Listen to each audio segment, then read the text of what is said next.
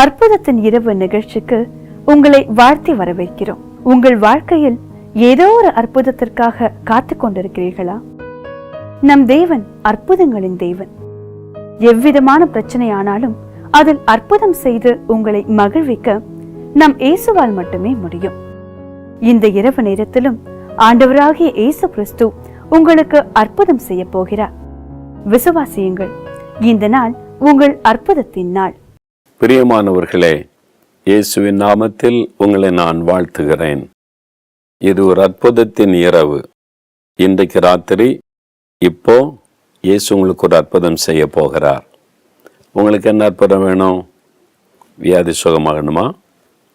பிரச்சனை தீரணுமா? தடைகள் மாறணுமா? கடன் பிரச்சனை நீங்கணுமா? ஏதோ ஒரு காரியத்தில் உங்களுக்கு ஒரு அற்புதம் வேணும். அற்புதம் என்று சொன்னாலே இயற்கைக்கு மேற்பட்ட ஒரு காரியம், அசாதாரணமான ஒரு காரியம். அதைத்தான் அற்புதம்னு சொல்லுவோம். சாதாரணமான காரியத்தை அற்புதம்னு சொல்ல முடியாது. அசாதாரணமான, நம்ப முடியாத, ஆச்சரியமான காரியம். இப்போ ஒரு சாட்சியை நீங்க பார்த்தீங்க. ஜாஷுவா அப்படின்ற சின்ன தம்பி 2 வருஷமா அவருடைய முகமெல்லாம் கட்டிகள் தோன்றி அகோரமாய் காட்சி அளித்தது. 2 வருஷமா. அந்த வீட்டு பக்கத்தில் உள்ளவங்களாம் சொன்னாங்க, பார்க்கவே பரிதாபமாக இருக்கும், அந்த பையன் அந்த கட்டிகளினால கஷ்டப்பட்டான் அப்படின்னு சொல்லி. ஒரு நாள் ஜெபத்துக்கு வந்தாங்க, ஜெபித்தாங்க, இயேசு நோக்கி கூப்பிட்டாங்க. உடனே இயேசு அற்புதம் செய்தார். உடனே ஒரு அற்புத மாற்றம். அடுத்த நாள் காலையில் பார்த்தா ஒரு கட்டியும் இல்லை. எனக்கு 2 வருஷமா அந்த வியாதிக்குரிய அறிகுறியே இல்லை. அந்த தம்பி எவ்வளோ சந்தோஷமா இருக்கான் பார்த்தீங்களா? காரணம் என்ன? யாக்கோபு 5:15 சொல்லுகிறாரு, விசுவாசமுள்ள ஜெபம் பிணியாளியை ரட்சிக்கும். விசுவாசமுள்ள ஜெபம் பிணியாளிக்கு, வியாதி உள்ளவர்களுக்கு சுகம் கொடுக்கும். ஜெபம் ரொம்ப வல்லமை உள்ளது. அது விசுவாசத்தோடு ஜெபிக்கணும். ஏன் ஜெபம் வல்லமை உள்ளதுன்னா, ஜெபத்தை கேட்கிற தேவன் வல்லமை உள்ளவர். அவர் ஜெபத்தை கேட்டு பதில் தருகிறார். சுகம் வேணும்னு சொல்லும்போது, இயேசுவே சுகம் வேணும், ஆண்டவர் அற்புதம் செய்கிறார். ஆனால் விசுவாசத்தோடு ஜெபிக்கணும். அந்த தாயாரும் அந்த மகனும் விசுவாசத்தோடு ஜெபிச்சாங்க. டாக்டர்ஸ் பார்த்தாச்சு, எத்தனையோ கவனிச்சாச்சு, சுகமாக வழி இல்லை. அது எப்படி ஒரு ஜெபத்தில் சுகமாக அப்படின்னு நினைக்கல. இயேசுகிட்ட ஜெபிச்சா அற்புதம் நடக்கும். அந்த விசுவாசம். நீங்கள் விசுவாசிக்கிறீங்களா? இப்போ நீங்கள் சுகமாயிருவீங்க.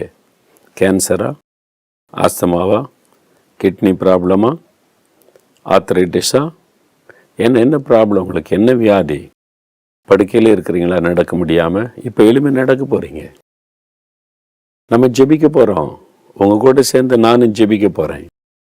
விசுவாசம் உள்ள ஜெபம் பிணியாளியை ரட்சிக்கும். விசுவாசத்தோட நம்ம ஜெபிக்கும்போது அற்புதம் நடக்கும். ஏன் தெரியுமா? நம்முடைய நோய்களை எல்லாம் அவர் சிலுவையில் சுமந்துட்டார். மத்தேயு 8:17 வேதம் சொல்லுது, இயேசு நம்முடைய நோய்களை, பலவீனங்களை தன் மீது ஏற்றுக்கொண்டு சிலுவையில் நமக்காய் மரித்தார். அந்த சிலுவையில் இயேசுவை பாருங்க, அழகற்றவராய் தொங்கினார். அவருக்கு அழகும் இல்லை, சௌந்தரியமும் இல்லை. அவர் ரொம்ப அழகானவர். இயேசு இந்த உலகத்தில் உலாகும்போது 30 வயது வாலிபனாய் ஊழியத்துக்கு அவர் வந்து ஜனங்களுக்கு நன்மை செய்கிறார். 33 வயசுல தான் சிலுவையில் அறைகிறாங்க. 3.5 ஆண்டு காலம் கம்பீரமாய் நடக்கிறார். சௌந்தரியம் உள்ளவர், 10,000 பேரில் சிறந்தவர், சாரோனின் ரோஜா, லீலு புஷ்பம் என்று வர்ணிக்கப்பட்டவர். அவ்வளவு அழகானவர் இயேசு. ஆனால் சிலுவையில் அவர் தொங்கும்போது அந்த அழகெல்லாம் இழந்துட்டார். இழக்க வச்சுட்டாங்க. அவர் அடிச்சு முகத்தில் குத்தி முகம் வீங்கி விட்டார். அப்படியே கண்ணெல்லாம், ஒரு கண் உள்ளே போயிட்டு பாதிக்கப்பட்டு போச்சு, அப்படியே திறக்க முடியல. தாடி மயிரை பிடிச்சு இழுத்து அவர் வேதனைப்படுத்தினாங்க. அதிலெல்லாம் முகம் அப்படியே வீங்கி விட்டார். முள்முடி சூட்டி முகமெல்லாம் ரத்தம். அப்போ அவருக்கு அழகே இல்லை. ஒரு முகத்தை பார்த்தா, இவரா அந்த இயேசு? ஜனங்கள் மத்தியில் இவ்வளவு அற்புதம் செய்து நடந்தாரு, அந்த இயேசுவா இது? அடையாளமே தெரியலையே. அவரை அசிங்கப்படுத்திட்டாங்க, அடிச்சு அவரை காயப்படுத்தி சிறுமைப்படுத்தி அழகற்றவராய் அந்த சிலுவையில் தொங்குறார். ஏன் தெரியுமா? நம்மை சுகமாக்க, நம்முடைய நோய்களை மாற்ற. ஒரு நோய் நம்மை தாக்கும்போது நம்முடைய சரீரம் அழகை இழந்து விடுகிறது, ஆரோக்கியத்தை இழந்து விடுகிறது, பலனை இழந்து விடுகிறது. அந்த சின்ன தம்பிதான் முகமெல்லாம் அந்த கட்டிகள் தோன்றினதுனால வெளியே காண்பிக்கிறதுக்கே வெட்கம். அகோரமாய் ஒரு சமயம் ரேமாதரி ஜெபத்தில் ஒரு வாலிப மகள் துப்பட்டாவில் முகத்தை முழுசு மூடி இருந்தாள். அவங்க இது வரைக்கும் முக்காடு போடுவாங்க, சிலர் பாதி, சிலர் முழுசா. இப்போ முகத்தையே மூடி முக்காடு போட்டிருந்தா. ஏன் இந்த மாதிரி பிள்ளை முகமே தெரியலையே அப்படின்னு சொல்லிட்டு, அப்போ அந்த யாரு நீ பார்க்கறதுக்காக அந்த முக்காடு லேச மேலே தூக்கின உடனே இழுத்து மூடிக்கொண்டாள். இதனால் இந்த பிள்ளை இப்படி பண்ணுது அப்படின்னு கவனிச்சா, அதை என்னை எட்டி பார்த்தது. அந்த முகமெல்லாம் அகோரமாய் காணப்பட்டது. ஒரு சரும வியாதி முகமெல்லாம் தோன்றி அதெல்லாம் அகோரமாய் காட்சி அளித்தது. அந்த பிள்ளைக்கு தன் முகத்தை காட்டக்கூட முடியல, வெட்கம். அந்த முகத்துல தோன்றியிருந்த அந்த நோய் அப்படி முகமெல்லாம் பரவி பார்ப்பதற்கே ஒரு அகோரமாய் காட்சி. என் இருதயத்தை உடைத்து விட்டார். ஒரு வாலிப பிள்ளை, வாழ வேண்டிய ஒரு மகள், அவளுக்கு எப்படி இருக்கும்? கண்ணில் கண்ணீர். ஆண்டவரே, சிலுவையில் நீர் அழகற்றவராய் தொங்கினீங்களப்பா, இந்த மகளை அழகற்ற நிலைமைக்கு மாற்றின அந்த பொல்லாத வியாதி விலகட்டும், ஒரு அற்புத சுகம் கொடுங்க. நீ கண்ணீரோடு ஜெபம் பண்ணி நான் அனுப்பிட்டேன். மறுபடியும் ஒரு மாதம் கழித்து அந்த மகள் வந்தாள்.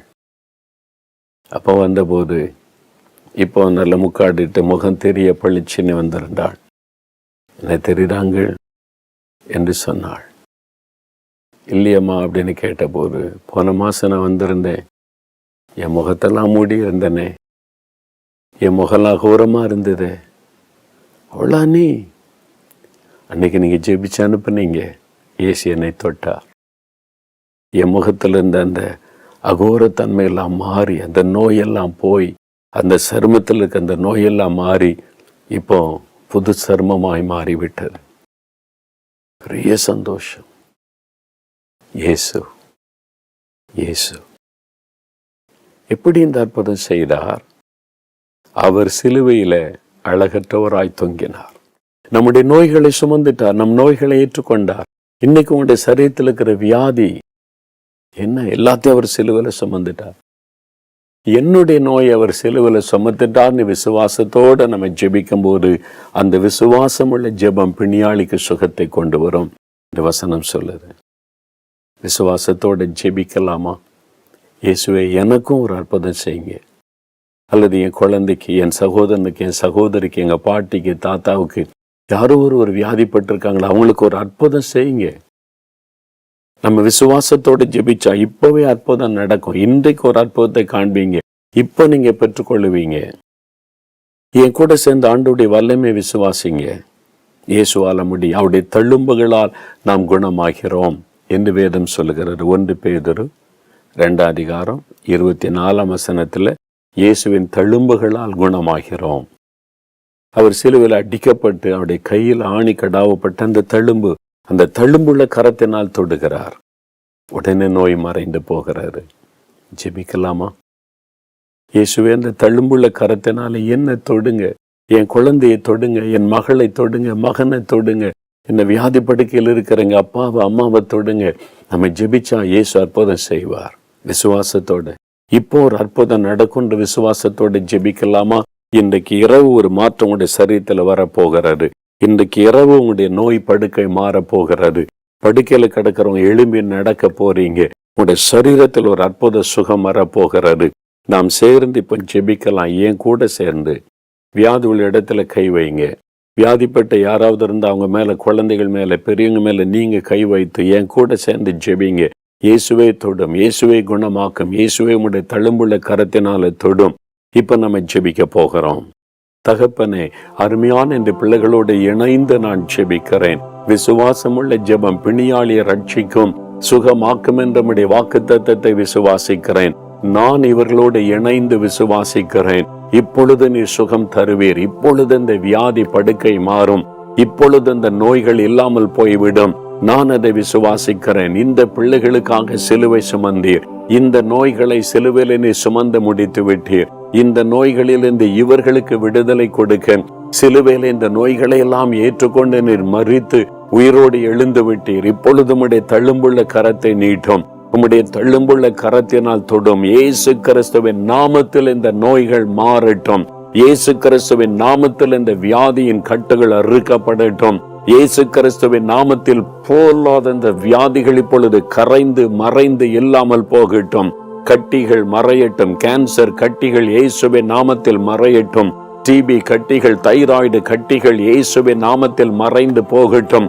ஒரு அற்புதமான சுகம் இப்பொழுது உண்டாகட்டும். கர்ப்பப்பையில் இருக்கிற கட்டிகள் மறைந்து போகட்டும். மார்பில் இருக்கிற கட்டிகள், வயிற்று பகுதியில் இருக்கிற கட்டிகள் இயேசுவின் நாமத்தில் மறைந்து இல்லாமல் போகட்டும். இதோ உம்முடைய தள்ளும்புகளால் குணமாக்குகிறீர். வியாதி படுக்கையில் இருக்கிற இந்த பெரியவர்களை தொடும். எழும்பி நடக்கட்டும். இயேசுவின் நாமத்தில் சுகமளிக்கிற உம்முடைய வல்லமை கால்களுக்குள்ளே கைகளுக்குள்ளே பாய்ந்து வரட்டும். வியாதிப்பட்ட இந்த குழந்தைகளை தொட்டு சுகம் ஆக்கும். இயேசுவின் நாமத்தில் சுகம் விடுதலை வரட்டும் என்று நான் மன்றாடுகிறேன். சகல நோய்களும் விலகட்டும். இயேசுவின் நாமத்தினால் தலை முதல் கால் வரை சுகமளிக்கிற வல்லமை இறங்கட்டும். அற்புதமான சுகம். கேன்சர் வியாதி மறையட்டும். கட்டிகள் மறைந்து போகட்டும். அற்புதமான சுகம் இயேசுவின் நாமத்தில் உண்டாகட்டும். நீ தொட்டதற்காக, சுகம் கொடுத்ததற்காய் ஸ்தோத்திரம். என்னென்ன அற்புதம் வேண்டுமென்று ஜெபிக்கிறார்களோ அதுல ஒரு அற்புதம் செய்யுங்கப்பா. அவருடைய வருமானத்தில் ஒரு அற்புதம் நடக்கட்டும். தேவைகள் சந்திக்கப்படுவதில் அற்புதம் நடக்கட்டும். கடன் பிரச்சனை மாற ஒரு அற்புதம் நடக்கட்டும். பிள்ளைகள் காரியங்கள் வாய்க்க ஒரு அற்புதம் நடக்கட்டும். கற்பத்தின் கனி உண்டாக அற்புதம் நடக்கட்டும். ஒவ்வொருவருக்கும் அற்புதம் செய்து மகிழ பண்ணும். இயேசு கிறிஸ்துவின் நாமத்தில் ஜெபிக்கிறோம் பிதாவே. ஆமேன், ஆமேன். பிரியமானவர்களே, ஆண்டவர் ஜெபத்தை கேட்டார், அற்புதம் செய்துட்டார். விசுவாசிக்கிறீங்களா? அப்ப இப்ப அப்படியே வலது கரம் வைத்துங்க, கண்ணை மூடுங்க. இயேசுவே ஸ்தோத்திரம் சொல்லுங்க. என்னை தொட்டதற்காய் ஸ்தோத்திரம். என்னை குணமாக்கி விட்டதற்காய் ஸ்தோத்திரம். என் நோயை எடுத்து போட்டு விட்டதற்காய் ஸ்தோத்திரம். இயேசுவின் தள்ளும்புகளால் குணமானேன். அதற்காக ஸ்தோத்திரம், ஸ்தோத்திரம், ஸ்தோத்திரம். இயேசு ராஜாவிற்கு ஸ்தோத்திரம். ஆமேன். விசுவாசிங்க, துதித்து கொண்டே இருங்க. இப்பொழுதிலிருந்து ஒரு ஆச்சரியமான மாற்றத்தை காண்பீங்க. இதுவரை செய்ய முடியாத செய்யுங்க. எழுமுங்க, நல்லா நடங்க. கர்த்தர் சுகமாக்கிட்டார். இனி பயப்படாதுங்க. அற்புதமான சுகத்தை காண்பீங்க. நீங்க பெற்றுக்கொண்ட சுகத்தை எனக்கு தெரியப்படுத்துவீங்களா? ஃபோனில் நீங்கள் சொல்லிட்டீங்கன்னா எனக்கு தெரியப்படுத்திடுவாங்க. உங்களுக்காக தனிப்பட்ட முறையில் ஜெபிக்கணும்னால நீங்கள் தொடர்பு கொள்ளலாம். 24 மணி நேரமும் உங்களுக்காக ஜெபிக்க ஜெப வீரர்கள் ஆயத்தமாக இருக்கிறாங்க. உங்களுக்காக ஜெபிப்போம். கர்த்தருடைய ஆசீர்வாதம் உங்களோடு இருப்பதாக. ஆமேன்.